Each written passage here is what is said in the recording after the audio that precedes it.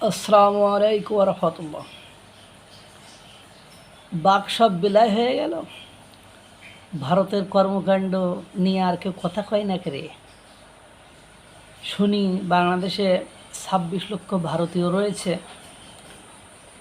এই ভারতীয়দেরকে বের করে দেবে। এখন বিজেপি বিজেপি যে বাংলাদেশের সীমান্তে হাজার হাজার আপনার অবৈধ অনুপ্রবেশকারী বাংলাদেশকে নিয়ে এসেছে এবং তাদেরকে যে পুশব্যাক করাবে, এই সময় যদি 26 লক্ষ ভারতীয় থাকতো তাহলে তো আমরাও তাদেরকে সীমান্তে নিয়ে পুশব্যাক করাইতে পারতাম যে বাটা হাট, তোদের ওদেশ আমাদের লোক পাঠিয়ে দিচ্ছে, আমরা তোদেরকে পাঠিয়ে দেবো। কই শুনছেন?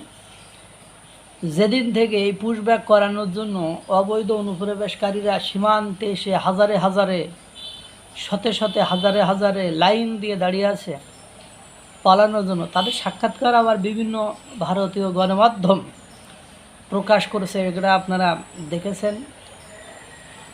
অথচ এটা নিয়ে দিল্লি না ঢাকা স্লোগান দেওয়া ব্যক্তিবর্গর একটা আওয়াজ নেই, একটা কথা নেই। সরকার পুশব্যাক নিয়ে স্বরাষ্ট্রমন্ত্রী থেকে শুরু করে বাংলাদেশের কোনো গণমাধ্যম যে পুশব্যাক করলে কিন্তু দুঃখ আছে, পুশব্যাক করলে কিন্তু আমরা এটা করব, পুশব্যাক করলে কিন্তু আমরা ভারত দখল করতে যাব। কই সে হাসিনুর রহমান নাকি লেফটেন্যান্ট কর্নেল কে ছিল, হাসিনুর রহমান অবসরপ্রাপ্ত মাগার, খুব স্লোগান ঠাপায়, হ্যাঁ, খুব স্লোগান দেয়। এই যে আপনাদের শেয়াল পণ্ডিত মাহমুদুর রহমান, তিনি তো পরামর্শ দিয়েছে যে বাংলাদেশে কাজ করে কর্মরত ভারতীয়দেরকে ব্যাক করিয়ে দেন। কই দেন? এই যে মানে পুশব্যাক যে ওরা করাচ্ছে, অর্থাৎ একদিকে রোহিঙ্গা সাপ, একদিকে অবৈধ অনুপ্রবেশকারী বাংলাদেশিদেরকে বাংলাদেশে ঢুকাইয়ে দিচ্ছে, বিভিন্ন জায়গা থেকে বিভিন্নভাবে ঢুকাচ্ছে। যদিও গণমাধ্যম এটা প্রচার করছে না, কারণ এটা আমার যা মনে হয় প্রচার করলে লেভেল আরও চাপ আরও বেড়ে যাবে, আর ভারত এটা করেই ছাড়বে। কারণ এটা তো নিয়ে আমাদের সরকারের কিছু করার নেই, যেহেতু তারা নিজের মুখে স্বীকার করছে we are Bangladeshi, we went there to find job, যে ওই দেশে আমরা গিয়েছিলাম আমরা কর্ম করে খাওয়ার জন্য। সুতরাং আমরা তো তারা তো আমাদের দেশে, আর আমরা ভাই।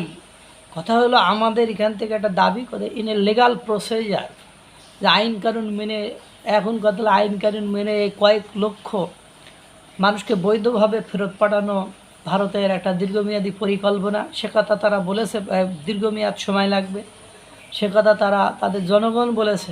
আমরা ওই যে আমাদের ট্যাক্সের টাকা, আমাদের কষ্ট অর্জিত টাকা তাদের খাওয়াইতে পারবো না, ধরবেন আর পাঠাইবেন। এবং এই ধরা খাওয়ার পরে ডিটেনশন ক্যাম্পে দীর্ঘদিন থাকা, নির্যাতন সহ্য করা, এর চেয়ে তাদেরকে বলছে যে যদি তোমরা যারা অবৈধ তারা যদি দেশ ছেড়ে চলে যাও, মানে যে পথে এসেছিল চুরাই পথে যেভাবে এসেছিলো ওইভাবে যদি আবার ফেরত যাও, তোমাদেরকে আমরা ধরবও না, ডিটেনশন ক্যাম্পেও দেবো না, জেলেও দেবো না, পানিশমেন্টও দেবো না। সেজন্য তারা নিজ দায়িত্বে, অধিকাংশ লোক নিজ দায়িত্বে সীমান্তে এসে চেকপোস্ট বা সীমান্তে এসে হাজির হয়েছে। সুযোগ পাইলেই তারা পুশব্যাক হয়ে যাচ্ছে। কই আর দেখেন, দেন দিল্লি না ঢাকা স্লোগান দেন। আর অবৈধ মানে যারা ভারতীয় বাংলাদেশে বসবাস করে, আপনাদের সাবেক আইন উপদেষ্টা আসিফ নজরুলের মত অনুসারে 26 লক্ষ ভারতীয় বাংলাদেশে কাজ করে, তারা যদি অবৈধ হয় তাদেরকে বের করে দেন না। 50 জন, 26 লক্ষ থেকে বেশি না, 1 লক্ষ বের করে দেন না। একটা লোকও, এই যে এই ঘটনা ওরা যখন ঘটাচ্ছে, তো বাংলাদেশ থেকে তো একটা লোককেও আমরা দেখছি না যে ওই ফরম্যাটে বা ওই ধাঁচে তাদের দিকে নিয়ে যাইতে। কই একটা লোককেও তো আমরা দেখছি না যে কবে থেকে আপনার এই পুশব্যাক কর্মসূচি চালু হবে। মানে আপনার বাংলাদেশ থেকে এরকম না যে 50 জন 60 জন 5000 1000 অবৈধ ভারতীয়কে আমরা আইডেন্টিফাই করেছি, তাদেরকে ডিটেনশন ক্যাম্পে রেখেছি বা আটক রেখেছি ফেরত পাঠানোর জন্য। কই যারা 60 দিনের মধ্যে সে অবসরপ্রাপ্ত সেই মালগুলো কই যে 60 দিনের মধ্যে ভারত দখল করে নেবে? কই সেই মালটা কই যে বলে পশ্চিমবঙ্গের ওদেরকে বলেছি আপনারা আন্ডারগ্রাউন্ডে যান, প্রশিক্ষণ নেন, আপনারা আপনাদের সহযোগিতায় আমরা আছি? তারা কই সব? এসব ফাঁকা আওয়াজ, ফাঁকা বুলি, ফাঁকা গুলি, এগুলো দিয়ে এগুলোর কারণেই আজকের এই কঠিন পরিবেশ পরিস্থিতির মধ্য দিয়ে আমাদেরকে যেতে হচ্ছে।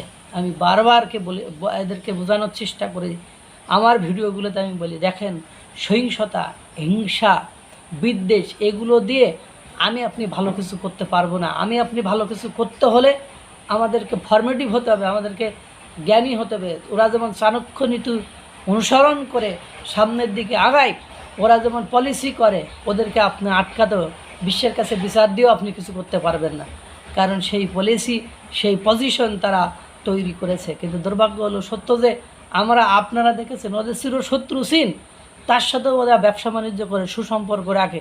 আর আমরা কথায় কথায় দিল্লি না ঢাকা স্লোগানধারী এই পাবলিকগুলোর কারণে আজ যদি ওখান থেকে 10 লক্ষ লোক ফেরত পাঠায়, সাপোজ অবৈধ অনুপ্রবেশকারী 10 লক্ষ বাংলাদেশিদেরকে যদি বাংলাদেশে ফেরত পাঠায়, তাহলে এমনিতে বেকারত্বের কারখানা, তারপরে বাংলাদেশের বেকারত্বের কারখানা হয়ে গেছে, ইন্ডাস্ট্রি হয়ে গেছে, তখন আরও কি হবে? ওই স্লোগানধারীরা একটু করেন, কিছু না কিছু একটু করেন দেখি, আবার স্লোগান দেন, আবার কয়েন মার্চ করব। হ্যাঁ, মানে এক মোল্লাই তো সেদিন বলল যে আমরা 1 কোটি লোক নিয়ে মানে দিল্লিতে আক্রমণ করব। হ্যাঁ, কই চলেন, যাই চলেন একটু ঘুরে আসি। এইসব ফাঁকা আওয়াজ দিয়ে এখন প্যাদানি খাও। আল্লাহ তাআলা সকলকে ভালো রাখুক, সুস্থ রাখুক। আসসালামু আলাইকুম ওয়া রাহমাতুল্লাহ।